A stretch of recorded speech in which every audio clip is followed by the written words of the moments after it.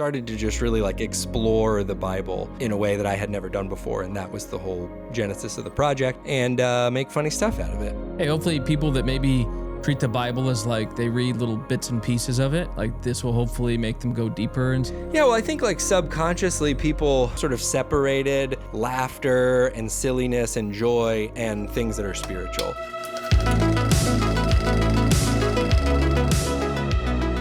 What's up, everyone? Welcome to this episode of No Longer Nomads. We've got a good one for you today because we have our producer in-house, our editor, the guy who makes us sound amazing, that makes the video sound amazing. It's Nathan Ferris. First time on the show. Super pumped to have you, man. Hey, how's it going, everyone? Welcome, podcast world. My name's Nathan. Glad to be here. I'm usually behind the camera, but today I'm in front. So hopefully, that's right, man. Yeah, no pressure or anything. But no, Josh is great. We have a great conversation. We're looking forward to y'all checking out our interview with Anthony. So today we have on the show Anthony Russo, who started The Bible is Funny, and he's got an awesome card game that you can play with your friends, your family around the dinner table, and he really connected well with people through finding some levity, finding some humor through the scriptures, and creating funny account through it. And so highly recommend you follow his stuff.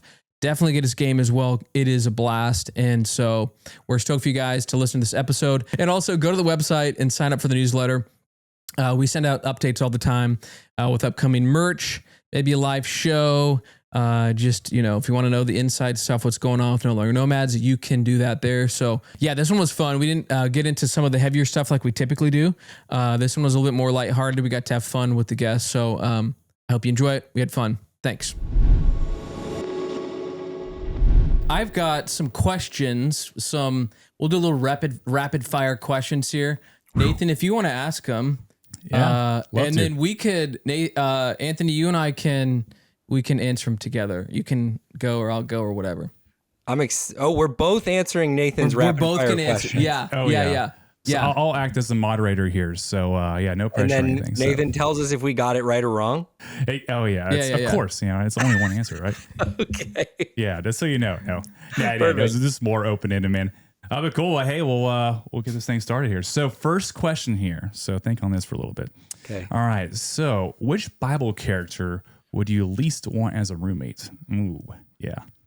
Which Bible character least want? Okay. As a roommate, yeah. I did put a little thought into this one, and I think Job would be a rough roommate. Job would be a rough roommate. He would walk out. He's got boils head to toe, and he's like, "Hey, you guys going out tonight? You're getting ready to leave."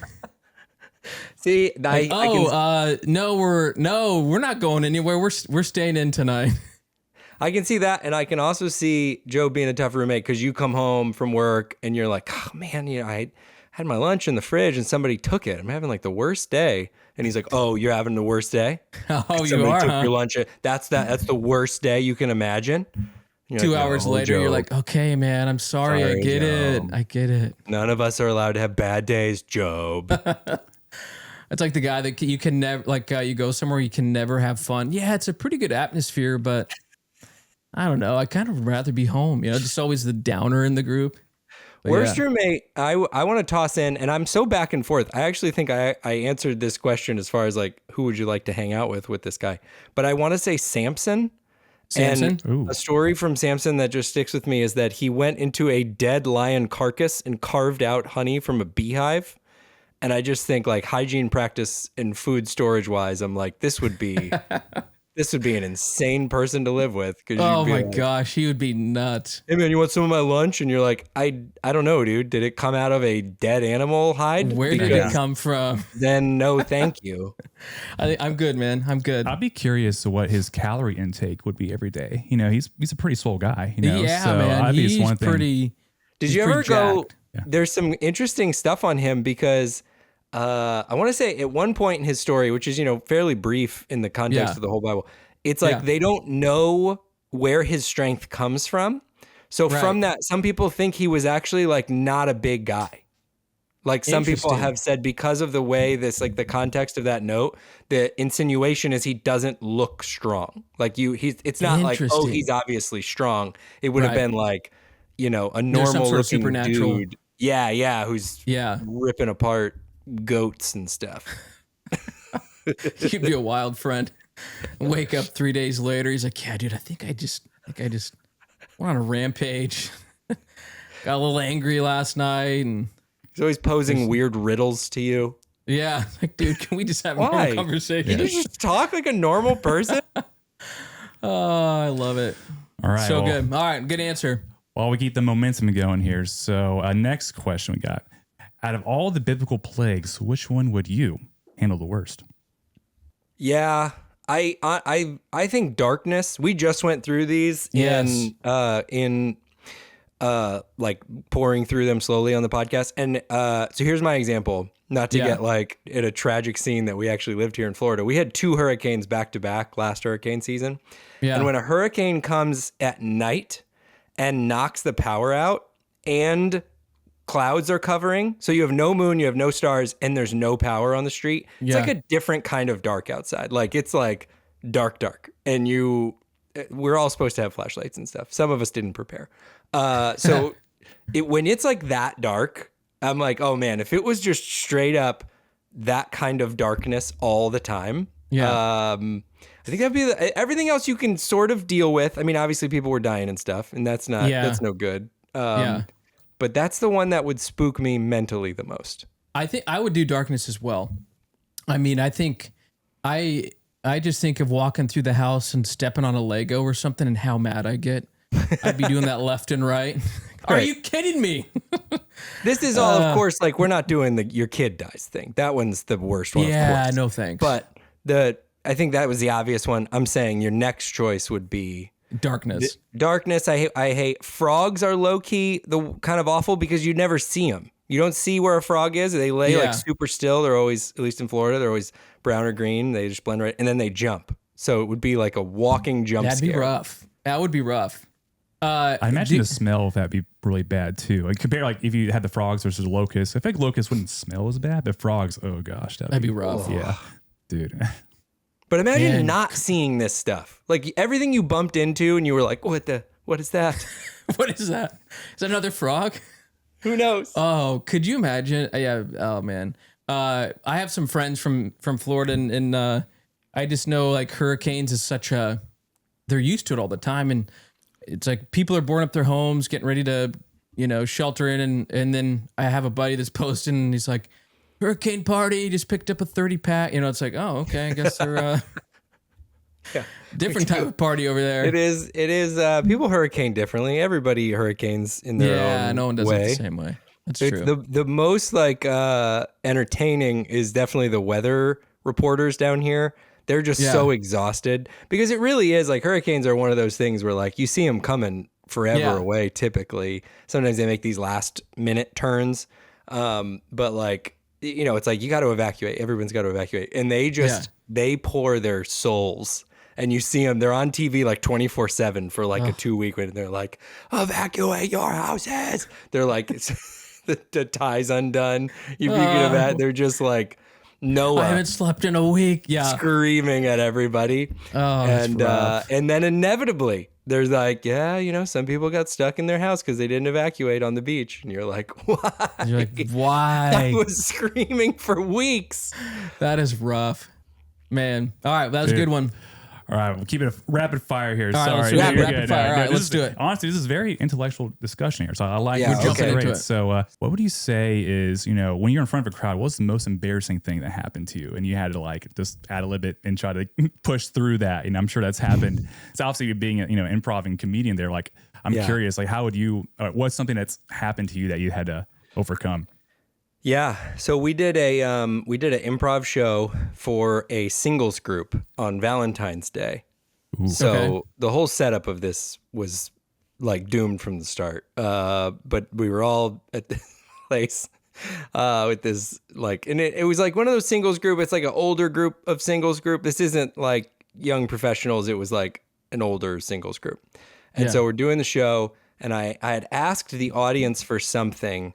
And this guy, I'm like, you give us any suggestion, you can really say anything here, and we're gonna like tell a story about it. So just tell me something. I don't know, tell me whatever.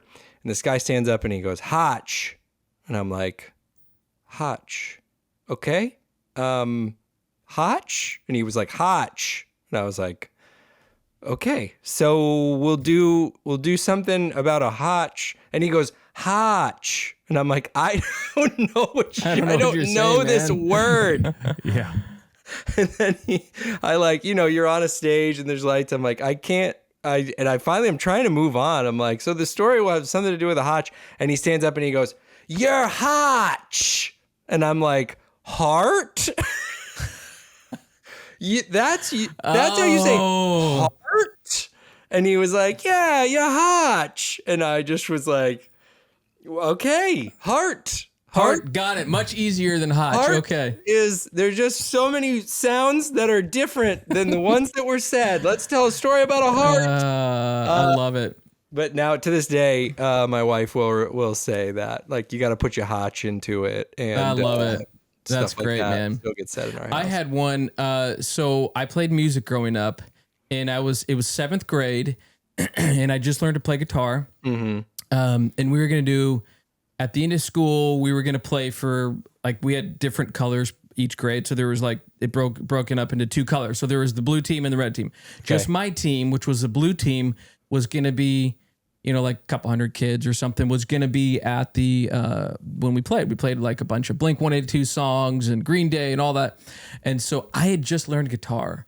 And so my buddies, they were much better than I are. They were like, well, we can play, but we'll play behind you. So they were actually on stage. They were plugged in. I was not plugged in, but they're like, if you want to start and do the first song, you can sing the first one. So I practiced a little bit, but we played Adam's song by Blink 182. Okay. And we get up on stage and it's like a raised, I was thinking it'd just be like in the gym, but they had a stage brought out. It was raised. It was a big platform. Yeah. And slowly throughout the day, different colors from different for different classes are like, oh, we should go too. And before you know it, the entire school was there. Nice. And so I was freaking out. I was super nervous. And I get up and I start playing and I know like the first 3 words of the song. I know the whole song, but I start singing and I start making eye contact with people. And I just had a panic attack. I started freaking out. Oh, man. And I remember locking eyes with my sister in 6th grade, and she's looking at me like she's so scared for me. And I forget the words, and I just was so embarrassed. I just stepped back from the mic, and it's just the rest of the song is instrumental. And I wasn't even plugged in, so afterwards people were like, we knew you were faking it. I'm like, no, it was wireless. No. So it was rough, man. That was my first introduction into music. Oh, boy. And it wasn't much uphill from there, but that was it. So that was my worst moment. God. Super embarrassing. I was like, the whole school's coming? Yeah. So that was rough. I can only imagine, man, especially too, like kind of similar to you, man, to kind of like piggyback off your story, dude. It's like this is back in high school. And I was asking someone to prom, and I'm like, oh, this would be really great. So I have a somewhat of a musical background. I can play piano and guitar. I'm not great at it. I can strum things every now and then. But I was like, it'd be really cool if I did A Whole New World by Aladdin, but rewrote the lyrics to ask this girl out to prom. Oh, there we go. So I had this whole thing I was practicing for months. Wow. And I was like, okay, this would be great. I'll have the youth center from that church. Yeah. I'll coordinate ahead of time with the youth pastor so I can get up there. And it's just me and her in there and to play this thing on the piano. And of course, I was practicing like crazy. I have to get this perfect. Yeah. So okay, at this point, we're getting ready for this. So all of our friends were in on it. We got the flowers all laid out. She walks up and I'm on the stage. I'm like, all right, here we go. So I start playing and then I freeze and I mess up a chord. And I can't, I'm muscle memory for when it comes to the music. So like I can't just start in the middle of a song. I have to like start at the beginning. So I was sitting there, I was trying to play, and then I couldn't do it anymore. So I got like halfway through it, and then I didn't finish the song. And I'm like, and her name is Jennifer, by the way. But I was like, hey, Jennifer, I can't finish the song. Do you want to go to prom with me? That's awesome. And I'm like, well, 2 months of practicing down the drain. I'm like, well, man, I wanted this to be perfect. And yeah, this goes to tell you, man, it's like, it's one of those things you can't think too hard about it. But to this day, I still think about that. I'm like, you're like, the cringe is very real. I hate that, man. Kudos to you, man. Gosh, that is a fantastic story. I love how hard you swung, though. Like, dude. I tried. I mean, I'm sure now, like, it's like promposals are kind of a big thing. I think it's in our generation. I'm a millennial. I'm like 34, but I graduated back in 2009. But even then, it was starting to be like elevated. Oh, it's almost like you're asking someone to be like, proposing to someone. It's like that level where it's like you had to like talk to their family, had to do all these things. And I'm like, shoot, it's the bar is high. So I'm sitting there, this would be great. But she was a good sport, thankfully, man. It was, but the only bummer was, and this is another story, but yeah, during the prom night, she didn't really talk to me and stuff. So that was, that was her thing. loss, man. Yeah, she's like hanging out for friends. But anyway, don't want to go down that story. We should go down. Yeah, we should let's just unpack that a bit. Let's camp You're not there. kidding. There's so much in that story. I did think that, though. I've thought about seeing some of these promposals, and I'm like, there is somebody out there who put more work into their promposal than they did their wedding proposal, because they just for sure. set the bar so high. Probably mom and dad helped finance some of that. Made it like a spectacle. Yeah. And then it's too high. You have to, people forget, you have to keep leveling these things up. So when you shoot so high for the promposal, you're going to have a long way to go. Keep going up. Yeah. When you do these other proposals down the line. I'm so glad that phones weren't around when I was asking, would you go to prom or whatever. Dude, like that would be hard being a super awkward teenager right now. Everyone could record you and see your like most embarrassing moments and pop it online real quick. And I guess they had the Razor flip phones then, but that is true. I had a kick, one of those kick, what were those? Sidekick or something like that. Yeah. But anyways, well, let's jump into this. I'm excited, man. Pumped to have you here. So tell us your name, tell us who you are, a little bit about yourself, and let's jump into it. Thank you so much for having me. My name is Anthony Russo. It's a pleasure to be here with you today, coming to you from sunny Florida. Most people would probably know me because I have a project I do online called The Bible is Funny, where we have a Instagram account, TikTok account. We make Bible-based memes. We have a podcast, and we have a card game, like a party-style card game that we just got to release Volume 2 for. Super excited about that. And so that's what I've been up to, and that's me in a nutshell. Nice, man. Well, tell us about the card game, and I know it just went bonkers, and I know I'd love to hear a little bit about it. And some of the feedback you got was, from what I remember you saying, is like, there wasn't enough cards. They want more, which is a good thing, a really good thing to hear. So, yeah. So we card game was super fun. Been making memes and kind of doing content around this whole project, which was just born out of helping people kind of explore the Bible and like get curious about it and have fun doing it, find joy in it. And so that's always been the heartbeat of the whole Bible is Funny project. And so I got the opportunity to make a card game, and I was like, well, I like playing funny card games with people. This will be fun. So we did the first one, and then Volume 1, I should say. Everybody seemed like, all right, this will be a fun idea or whatever. I was like, well, we made it, and then let's go on to whatever we're gonna do next. Like, I don't know. You just make projects, make content, whatever. You kind of don't know how it's gonna go, how it's gonna be received. And so the Bible is Funny card game Volume 1 just went like bonkers. Yeah, like you said, like it sold really, really well, and people were like, and sales is like its own thing. Really, truly, just like it seemed to do exactly what my dream was, which was that people would play it with their friends and with their family, and they would be exploring the Bible. Just today, I saw a clip of this group people playing the game, and then they come across one of these cards, which is like all these out of context Bible verses, and you're dropping them into these funny scenarios, and they were like, "There's no way that's in the Bible." Like they're like, we got to look this up, and they look it up, and they're sure enough, the words on that card are in the Bible. That's awesome, as described. So they're exploring the Bible. They're getting to know these different. Some people say, hey, I've never read the Bible, and I'm interested now to hear more about some of the context behind some of these. Some people are like, I've read the Bible, I've been a Christian my whole life, and never knew this stuff was in the Bible. So there's just seeing people get joy out of it, explore the Bible, get to know the Bible a little bit better, have fun with their friends, have these really positive core memories formed while interacting with the scriptures is such a cool thing to be a part of. So yeah, Volume 1 was awesome. Did get the feedback that it was, people were like, hey, we love it. We play it once a week. We need more. So thankfully got the opportunity to do Volume 2, which is essentially now gives, if you have both, you can make like a super deck because they play together. So now when people play, they can mix them all up and play together, and you can have much more fun, play with more people, which was really, like you said, the only kind of negative thing we got was like, man, I wish we had more of this to play with. So it's fun to get to be a part of it, kind of be along for the ride. It's super fun to make and fun to see people enjoy playing. How did you get into comedy and improv? I know that's part of your upbringing, and you were touring around and going different places. And how'd you get into that? Was comedy always big in your household growing up, or? Not explicitly. Like we wouldn't, it's not like we were pouring over comedy movies or anything. My mom watched a lot of Gilmore Girls in my house growing up, a lot of rom-coms, because I grew up with in a house with just my mom for a while. But I did fall in love pretty early. I watched Whose Line Is It Anyway? And I was show. Like, love what's going on here. This was just so like in the moment and spontaneous, and really fell in love with it. And then by the weirdest set of circumstances, my church had an in-house comedy team, improv comedy team. And so it's the most bizarre thing, very not typical for churches, but we did.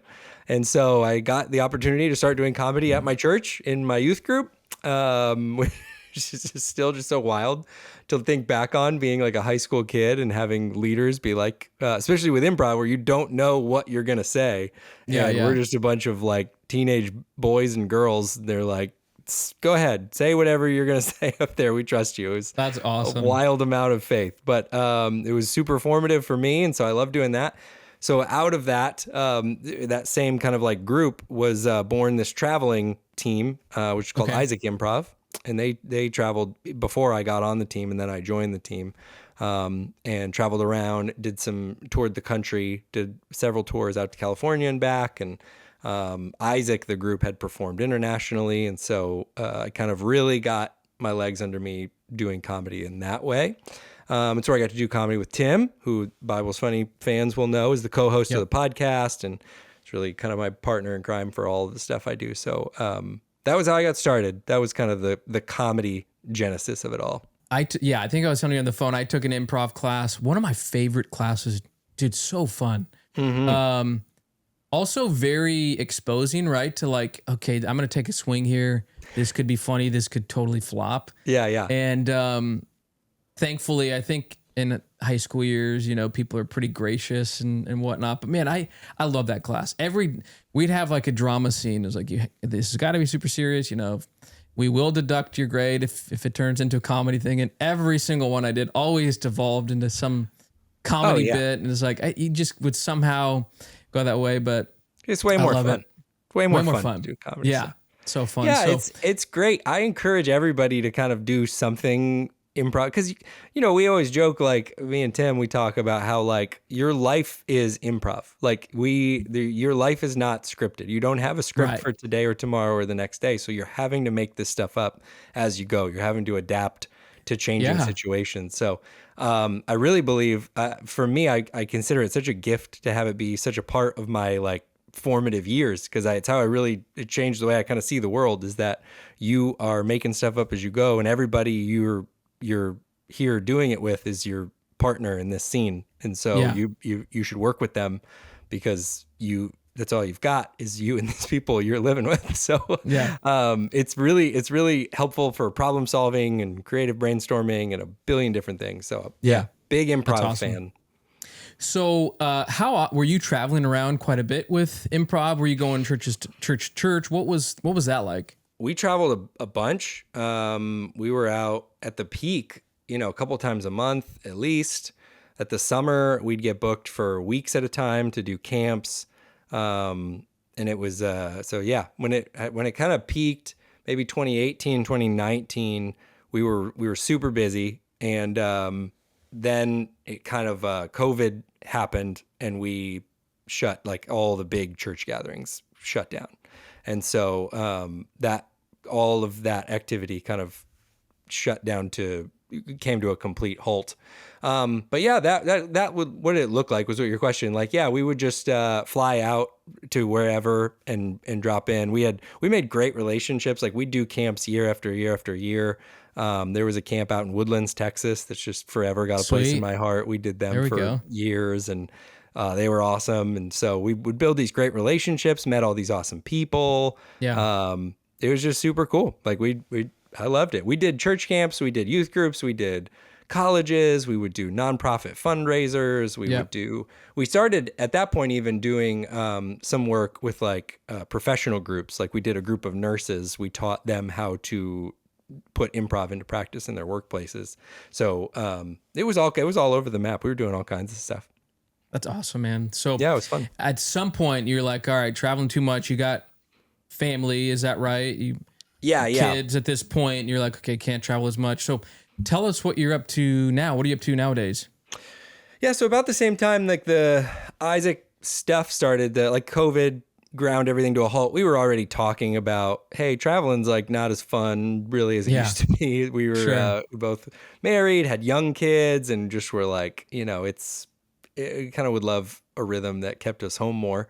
And so I had started Bible is Funny a couple years prior, but really started ramping it up about that time. And got to do, I just started the account. I started with a blog, started to just really like explore the Bible in a way that I had never done before. And that was the whole genesis of the project. It was to bring people along to this like sort of curious expedition through the Bible and make funny stuff out of it. And so that's what started taking up more of my time. And so I do that now. That's a project that is just super close to my heart, and I love it so much. And then I also work locally here in my community at a nonprofit called Man Up, which works with dads who have had their kids removed by the Department of Children and Families. Yeah, I said that right. And it helps them work towards reunification.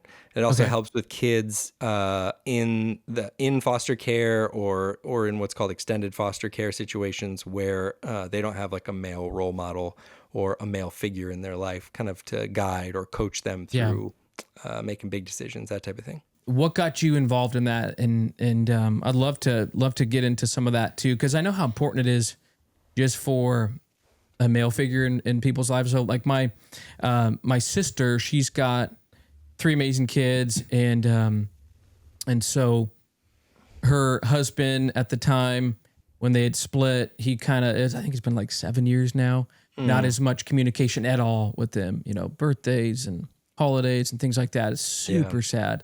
2 of them, so it's a girl and then 2 boys, but the boys, me and my brothers, we kind of took them under our wings and really helped them learn how to swim, how to bike, and all that stuff. And, just seeing them, it's so hard to go, man, I can't believe your pops would not want in on this. And super heartbreaking for them.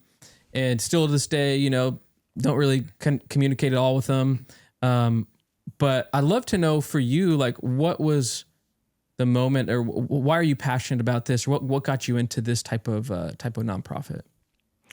Yeah, I mean, the mission is just so close to my heart because, for so many reasons. I mean, I'm a dad, and I grew up with my dad.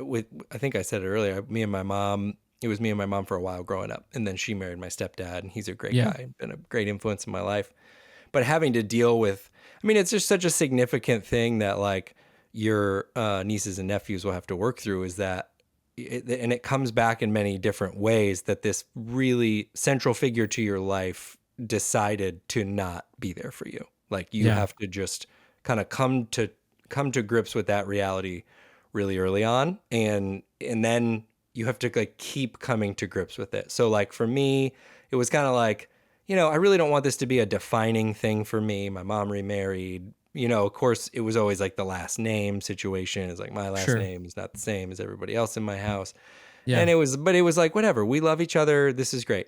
And then when I had kids, it was like, it came back up again, because you look at this little baby and you're like, how in the world could somebody like I remember saying to my wife one day early on as we're just processing things, and I was like, I'm not saying this to be dramatic or to get any sort of attention. other than just like an observational truth. Like I'm looking at my son's face and I'm going, if there was a world where you were in it and I wasn't a part of your life, I wouldn't want to be in that world. Yeah. Like that's not interesting to me at this point. Like you're here and I cannot imagine that. So you have to kind of come to grit. Like my dad was in the same spot and had a little baby and came to a much different set of choices. Now, you know, there's a lot of healing that went on with that with me personally. My dad was an alcoholic. Even getting some, like, so much about his backstory, like come to find out that he was adopted and his parents never told him that he was adopted, but he thought he was adopted and really kind of like knew he was adopted. And they basically gaslit him till he never knew. We didn't know until like, isn't that wild?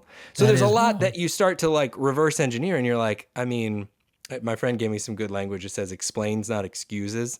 So you're like, you know, dealing with some of that can happen for your nieces and nephews as they go, where you say like, hey, there's no excuse for choices that were made, but it gives me context and allows me to have more mercy and grace. So obviously this whole issue is super central to me. And I've shared with our team, like I can't, one of the things I love that we do is we come alongside these men that are caught in this system and they're caught in this set of choices that they've made. And a lot of times what happens is the system will kind of say like, you're not going to be the answer here, right? Like mom's more likely to stick around. Mom's more likely to provide for the kids. And they'll kind of like write off the dads. And so when that kind of rock bottom moment hits, we get to show up and be like, it doesn't have to be this way. Like you can change this around, but you have to work at it. Like there's stuff you have to do. So we get to go in there, help them, hold them accountable, give them somebody who's in their corner, pulling for them. You know, it's usually an uphill battle that involves some addiction stuff, involves some mental health stuff they got to work through. So it's an incredible organization. And like I said, just the mission's super close to my heart. And I feel like it's a real gift to be a part of. They're super supportive of all the Bible's funny stuff. So I can't say enough good things about Man Up. That's cool, man. So you guys come alongside the dads and try to help them get on their feet. Do you see a lot of dads? I know, because like addiction is brutal, man. And we've seen it in our own family, and just how hard it is to get out of that. And so do you see fathers reuniting with their families, with their kids? Is there like, is there a success rate that you're seeing on your end? I'm sure if there is, like, that's gotta be super cool to see beginning to end and all that. So. No, it's a real thing. I mean, and that's one thing that, like, again, it's a theme throughout reading the Bible, is that redemption is always there if you're willing to step into it. And so that's kind of like a guiding light for Man Up as well, is like, there's things you have to do, right? Like, we're not going to go in there and tell a judge you're doing the right thing when you're not doing the right thing. Like, if you will do those things, if you will hold down that job, if you will show up to the meetings, if you will, do the stuff that you need to be doing. It's 100%. It's happening. These guys are these kids who are being removed by DCF. And then there's all these kinds of well-meaning people involved in the foster care system that want to step in as foster parents or whatever. But there's trauma for the kids no matter what, right? Because the kid's been taken from their home. So you can have a super great foster situation, but really you're trying to kind of put Band-Aids over bullet holes at this point, the best you can. And there's beautiful stories of adoption and things like that. But even so, it's just a lot to work out of. Whereas if you can get that dad to see that, like, that kid needs you and you have a role here that you can step into and a purpose that you can fulfill, we absolutely monthly we're seeing dads that's amazing get reunification, and kids that are sometimes super young. We had one the other day. It was a 2-year-old that was taken from the home and then put back with dad after he had done the right thing over the set period of time. The court ordered reunification, and now that 2-year-old is going to have some things that, we just are way more sensitive and we're intaking even more than we know, but not really like formed memories of not being with their dad. So super cool stories like that, where you're seeing when you show up, when you hold the bar for these guys, that they will reach up to it. Some of them it's not everybody. And that's why the work is so hard, is that there's a lot of guys who are like, I'm too far gone. I'm not doing it. I quit. I'm not doing it. That's the reality of addiction. A lot of people don't like to think about or talk about is very few people's journey to healing from addiction is just like, oh, I decided to quit and then I quit. It was over. I'm done. Yeah. It's a lot of relapse. It's a lot of like struggle to get from here to here. And so it's really, really good work. And I mean, I'm saying all that. It's a real joy to be attached to the program. Yeah. My primary role is in communications. So I support all of these coaches that we're empowering in all of these communities. And I want to pause there and give them all the credit. They're doing all the really, really hard work. And it's incredible. They come in and they share the stories, and it's amazing. And there's a whole other part of our organization that works with kids that are in this system. So man, the other day I found out, members of the team already knew, a kid in like extended foster care, say a kid doesn't get adopted or put with a foster family or whatever, they get often put into like a group home of these kids who don't have anywhere else to go. And then when they're on their 18th birthday, they're kicked out and basically told like, you're not in, we can't take care of you anymore. You're out of the system. And so one of our youth and young men coaches took this kid and it was his 18th birthday, and he's told, you can't live here anymore. So the coach was like, hey man, I'm going to be with you all day today. So we woke up with him in the morning, showed up right there, brought him some donuts, got him going, got all of his stuff from that place, moved it to his new place where he was moving, and then took him out for his birthday, because it's his 18th birthday. It's his actual, like, a day most people would be celebrated. Yeah. You're entering adulthood. This is so exciting. And for a lot of these kids, it's like this sort of boot.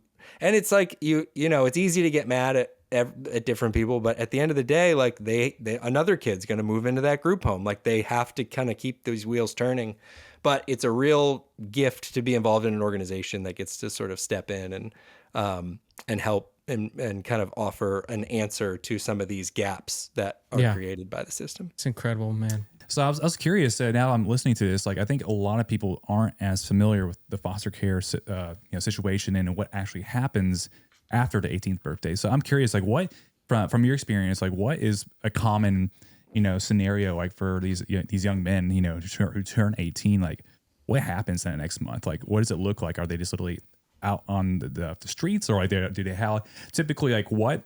I'm just curious because I think I know for me personally, that's something I'm not as familiar with. Like, what does that look like for those who don't know the gravity of the situation? Like, what does it actually? And if I think of how I was at 18 years old, if I was on the streets, I wouldn't know what to do. It's sad, and I know a lot of kids, I guess they call it aging out. Is that right? Yeah. Mm-hmm. Yeah. Yeah, so you age out. I mean, that's a lot more. I'd love to hear what you got to say, Anthony. But yeah, it's a good question, Nathan. Well, it's just the core of it is the support system around the kid, and so the foster, the system, the dependency system, the foster care system has got them to here, and I mean, it should be again. It's easy. There's kind of a shorthand of like, system's broken, system sucks. And I don't know, you're probably right if you say that. But I mean, also there are grants and funding for organizations like ours to do what we do, which is to try to fill in this gap the best we can. So how that experience goes to the question is 100% based around the system of support around that kid, right? So that's one of the things Man Up does. We go where we can, right? You do what you can for who you can. But then we also try to work with churches to lean into these moments, to be like, hey, you're not alone out here, 18-year-old kid. Like, you're not just kind of having to figure everything out on your own. There's a church body here that wants to help you make a good decision. There's a family here that wants to help you. Even if they can't like take you into their home, they're at least advocating for you. Yeah. They're showing up for you. They're letting you know that you matter. And so that's it. Again, to address the question, the experience is going to be wildly different depending where you are, what your system of support looks like, how have you leaned in to kind of set yourself up. But you're expecting a lot out of an 18-year-old kid who has not had like consistent adults caring for them in their life due to no fault of their own, right? It's not like these kids choose this. So it's super interesting and really just an example over and over again of how God works in really messy situations. Like it's absolutely it's unbelievable how like God will move in what can really feel like hopeless environments. And man, I can't believe how anyone could come out of that with a sense of purpose and identity and strength, and then they do, and you're just like, this God is just incredible. And so yeah, it's a real thing. I mean, you can people can find out more about Man Up and what we do, and on the website manupandgo.org. But there's also like this is all across the country. Like wherever you live in the country, there's something like this happening in your community. With shades of how it might look different regionally. Sure. So with your upbringing and with your work now that you're involved in, what does it mean for you? Like just the importance of dads being present, of dads being, spiritually leading, whatever that looks like, or what is that to you like? Because you probably have a much different appreciation than most men out there that are probably listening to the show. What does that mean to you?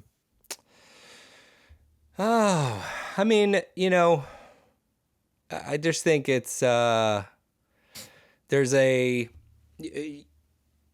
pay close attention to me when you're going through the Bible about the relationships that God chooses to display God's love for us. And so when you do see the use of that, like father-child relationship, it to me is like, there is something here, that's really significant. There's like a lot of connections between what people think about God, is how their dad was to them. And that's through like obviously years of hearing that God the Father language and that type of thing, but just kind of subconsciously people connect those two things. So I do think it's important for men that are in the opportunity to be dads to just take the role seriously and to say like, this is a really, really, say it's really important feels so trite, but it's just like, this is like such a, I guess one thing that always hits me is like, you are the only one who can do this.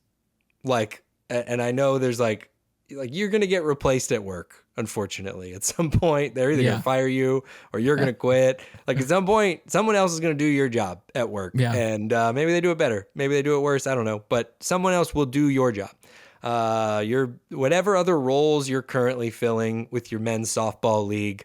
Like if you are sick that day, they're going to find a replacement. Like there's refillable roles. Your role as a dad is like, no one else can do it. Like you can. Yeah. Like you're in, like this is perfectly positioned for you in the moment you're in. So just lean in. And then obviously with Man Up, and something I love is what you're doing right now is like when you see someone close to you in your life that it doesn't have this, acknowledge it and don't act like you don't know what to do about it. Like you lean in and you say, how can I show up for this person? And how can I text him? And how can I do what I can so that this vacancy doesn't feel quite as big in their spirit and in their life? So means a lot. And it's thanks for letting me chat about it. What have you seen? Bible is funny. Like how is that related to your humor, and how is it related to even folks that are part of the card game, or how are they connecting to the word more through humor? I'd love to go there too. Yeah, well, I think like subconsciously people sort of have in some way or another sort of separated laughter and silliness and joy and things that are spiritual. And so there's like a little bit of this like, Gregorian chant is like peak spirituality, and it's emotionless and repeated. Right. And that's what we're all shooting for. Where did we get that? Was it like Sunday school or something? Because it's so easy to separate the Bible and.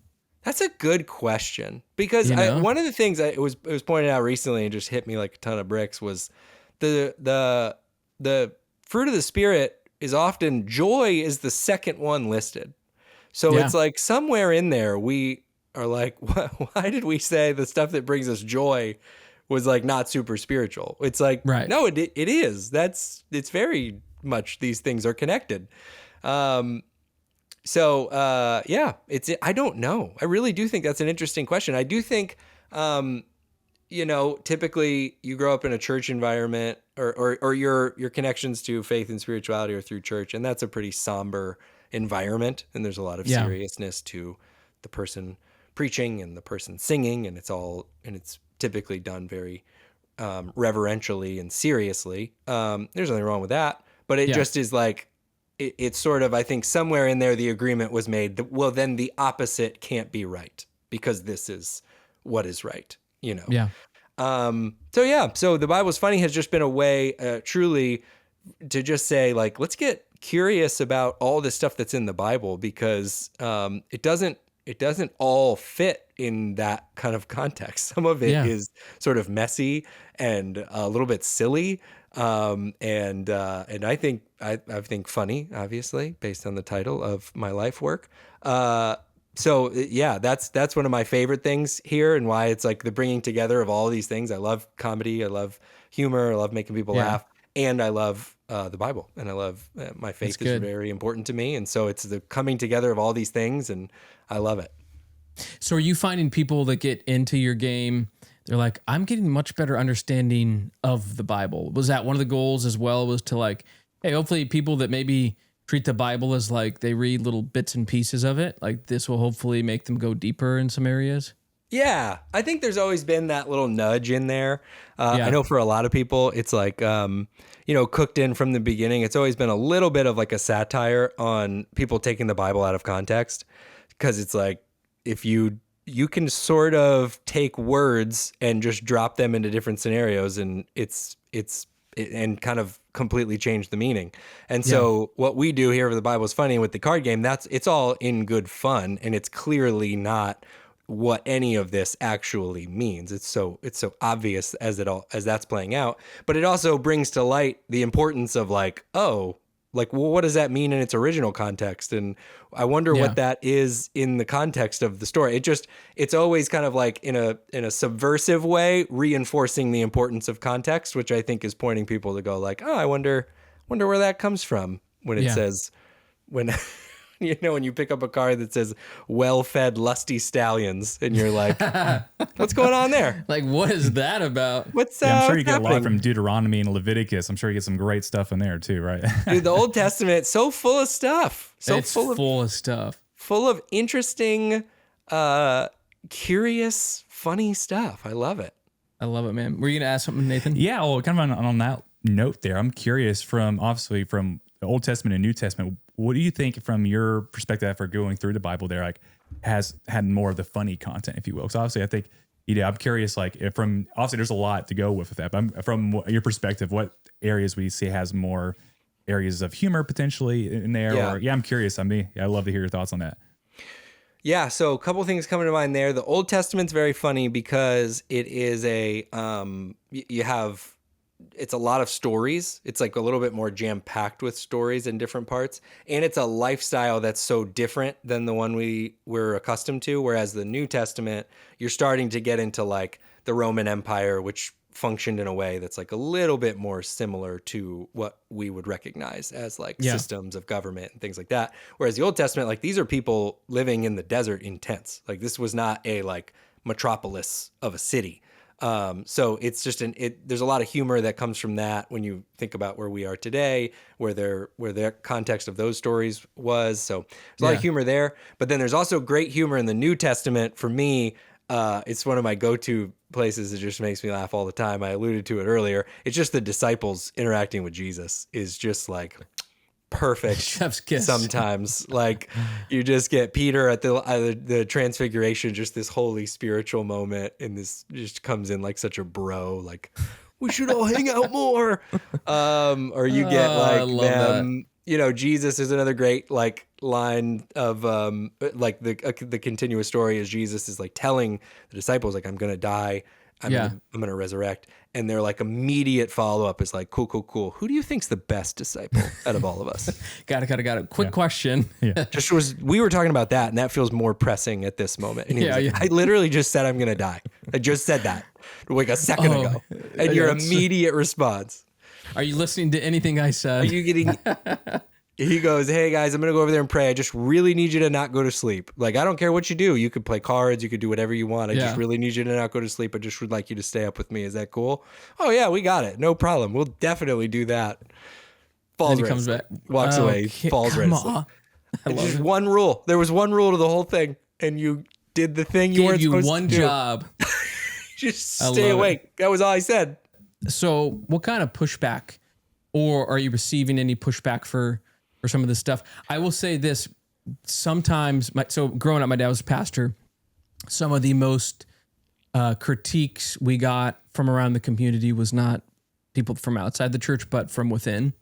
And just like some of the hardest to get along with, right? It's like, why did we choose that song for worship today, Tom? My dad's like, I didn't have anything to do with it, So you could never make everyone happy, but do you receive pushback at all? Ugh, that's so real. Yes, definitely early on, there was more when I first started the project. And I really think the title of the project, it was just like an inflammatory title to some, and they just didn't really get the heart of it. And I don't know, I was just really convinced early on that if we just kept at this, that people would see the heart behind it. I mean, I had no question about, like, I was serving in the ministry at that time. Like I was like, I know how I feel about the Bible, and I think that will come out. And so I tried to, like, in the first, I don't know, there was like a year where like nobody except for my wife was like seeing any of the content because we just had no following. But then when it started to get like, so maybe it was more like year 2 or so when it like more people started to see it. That was when that kind of wave hit of like people being like, the Bible's not funny. And I was like, yeah, I mean, I hear what you're saying. It's like it is funny and other things is always been my point. Like I've never said people, the beef has always come from like, you're saying the Bible is funny. A lot of people just assume it's like a mocking it or something. It's like a how dumb is the Bible account, and that's not what it is. So it's always, what's super cool, I gotta say, is like the Bible is funny like community is just the absolute best. So the amount of times where somebody has said something and the comments have sort of like worked themselves out, and truly, again, to their credit, Bible's funny fans are the best. In like a pretty nice way. Like it's like, instead of it being like, you're an idiot, we get out of our comment section. It's always been like, no, man, that's not what he does. He does blah, blah, blah, blah, blah. And they kind of give him the spiel. And it's always like, oh, thanks, guys. How did you find that crowd? Did they find you? Did you feel like by the first year you put all your good stuff in and you're like, year 2, you're starting to kind of get tired of some of this stuff? Because I know that can be discouraging too. For me, we'll put something together. I'm like, this is so good. This is awesome. And then we'll be like, no one likes that? Like, oh man, that is humbling.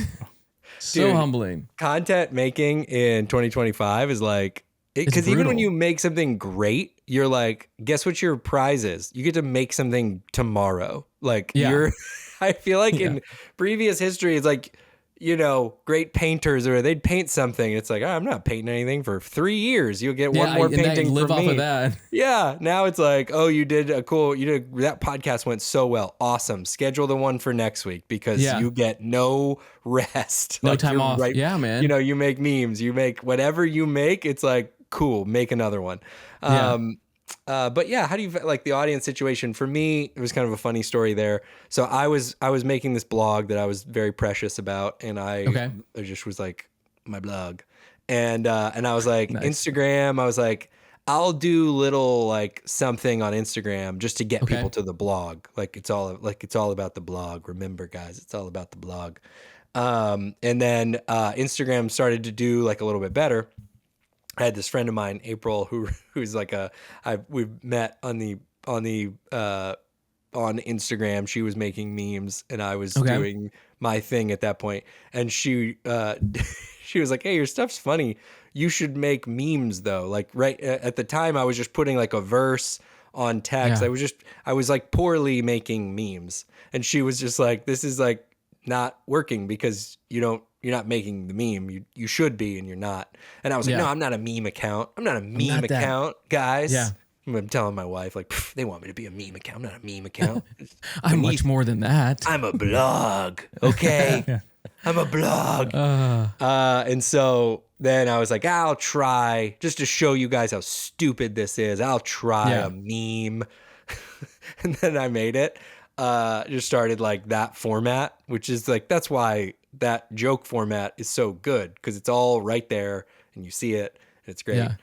And so then like almost immediately the audience like doubled in size, because it was like, now like the algorithm knew what to do with the content, and they were like, oh, it's a meme, that's what it is. Yeah. And they were putting it in the right place. So then the audience kind of like found me through that, because it was like, oh, now we know what you're making. And so I had to kind of get over myself there for a minute, and now I wear the badge of meme maker with pride. I love it. Because but yeah, it's I think that's for creators, man. Like that's what you're doing. Like you have a thought of what you're doing, and it's this give and take of being really faithful to that thing that you are being called into making, and also hearing, you know, good feedback as to like, hey, if you did it a little bit differently, or if you tried this, and I see people make that mistake. I see creators too in a box, and they're like, no, this, it has to be like this, when you're missing maybe where some of your audience could find you better if you would just adjust a couple things. I hear you, man. Like I would love to introduce some humor for sure, more and more throughout some of the content we put out there. I was big into Vine, dude. I did my own Vines for a while and got into that. I think I was telling you, I did like, I read news for my high school. Yeah. I sucked on the teleprompter. I'd always like miss a couple, and like it would, okay, well that's gone. Mm-hmm. I'd always get humiliated in front of the whole school trying to just follow a teleprompter, but I love the skits. We make skits and videos and all that. But yeah, man, I always wanted to do more humor for sure, because I think that connects well with people. But I don't know. I mean, sometimes our stuff gets a little heavy, you know? Yeah, I think it's at the end of the day, you have to make sure the environment feels right, because you don't want to be like, oh, hey, we're going to talk about predestination or free will. Oh, by the way, here's a joke. You probably don't want to do that, but yeah, I could see. We're always trying to figure it out. I've had a few where I have some sweet ideas here, and we'll put it out there, and it's like, all right, not doing that again. Let's pack that one up. We are not doing that again. So I don't know if you feel that way. There's nothing better. Or like, I don't know. I also have the opposite, where I'm like, something's got to go out. This is not good, but something needs to go out, and it'll be like really good. It'll do really well, and people will really connect with it. And so can you replicate that if you try it again? If you're like, hey, this worked the first time, or not really? Never. I never get. I'm just so, like, to me, the work is just showing up every day. Like that's the only thing you can replicate is, are you going to show up today? And are you going to show up tomorrow? And are you going to show up the next day? Consistency. Because if you try to go like, no, I can perfect and everything I do will be successful. It's like, no, it won't. But you can commit to showing up, whether it does or not. Yeah. And so that's, to me, the kind of like mentality you have to have, because I think everybody's had that feeling where you're like I didn't know that was going to do well. And like, I thought this was going to be a hit for sure. And it wasn't. Like, we've all done that. Oh man. Well, let's thank you for your time, man. For real, super generous of you to give us your time today. And what's next for you? What's on the horizon? What are you working on? Yeah, so I actually just turned in a manuscript for a book. Dude, congrats. So thank you very much. So that is all these things are they have like a timeline and a runway. So it'll be a year from now when it's like out. But that was a pretty exciting process. It'd be like a devotional book. Okay, devotional. Yeah. So again, everything I do is I want people to have these kind of on-ramps to interacting with the Bible, whether it's like a renewing of a love of exploring it, or maybe it's their first time exploring it. And so it will be very much that, of just like a little daily kind of snack from the Bible that you can get into. Nice little snack. Just a little snack. I love it, man. Yeah. A snack. That's all I need. So can you share a little bit about it? Is it like, does it tie into what you've been doing? Some of the humor stuff? Does it tie into stuff you're launching into? Yeah, I'd love to hear a little bit if you can. Yeah. Don't want to ruin it. Absolutely. I'm happy to talk about it. I have not talked about it much because we've just been working on it. But it's a lot of the a lot of those early blogs are were like the genesis of what this ended up being. And so it's just kind of like more longer form unpacking of certain biblical texts and things like that I think are funny and like why I think they're funny. For an example, for one of them, we go into the story of Balaam and Balaam's donkey and how like, there's sort of an initial shock factor comedy to that because the donkey is talking. So it's very Shrek. But then to me, when you're able to write a little bit more, like in the kind of essay devotional length, you can really dive in because what happens is there's an exchange there between Balaam and Balaam's donkey, and Balaam says like I can't believe you did this. If I had a sword, I'd kill you right now. And Balaam's donkey responds with, have I ever done this before? Like we've worked together for a long time. Has this been something I've done before? Haven't I been like a pretty faithful donkey this whole time? Yeah. And Balaam's like, no, you're right. And I'm just like, can you picture that? Like the guy's not just the shock value of a donkey just opened up its mouth and started talking to you, but then you like lost an argument. Like you were having a work dispute and you're wrong. And the donkey's right. You're like, oh. And you have to go like, dang, you're right about that. Yeah, I'm sorry. I wasn't acting cool. And I have to apologize. And he's having that conversation with a donkey. And that's fun to me. So we got to go in. There's just certain things that, again, some stuff you like, here's a joke. It's right there. And so with a book, you get to dive in a little bit more. And then just based on the medium, get to share a little bit of like what I think is something you can learn from that, which is always a fun thing to just sort of leave people with. Well, man, thank you for coming. I really appreciate it, and big fan of what you're doing. So, looking forward to the book. Looking forward to getting to know you some more. And listeners, thank you so much for tuning in to this episode of No Longer Nomads. We release episodes every Tuesday at 5 a.m. And we'll see you next time. Make sure to like. And if you want to do the audio, you can listen to it on Apple or Spotify. And if you want to do the video, you can do it on YouTube. We're on there as well. So thank you, and we'll see you next time.